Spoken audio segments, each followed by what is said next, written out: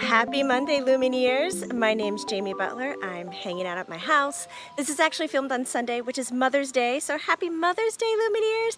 And happy Mother's Day to those Mr. Moms. We all have wonderful divine energy within inside of us. We're all care providers, period.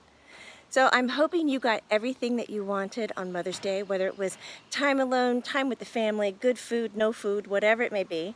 For myself, I found that I got exactly what I wanted, even though it showed up in the terms of house chores and responsibilities. I had to pressure wash today. Our sidewalks were so slick, and I thought, how can I make this a wonderful thing? Because the Tibetans believe that meditation happens in everyday activity. Dusting, doing the dishes, vacuuming. So I made my pressure washing duties today as my sanctuary, my meditation. I got some alone time. I got the joy of cleaning and caring for my home and did a little artwork in the meanwhile. I also got extremely dirty. And guys, remember how I always talk about taking off your shoes and getting into the earth and doing some earthing and grounding?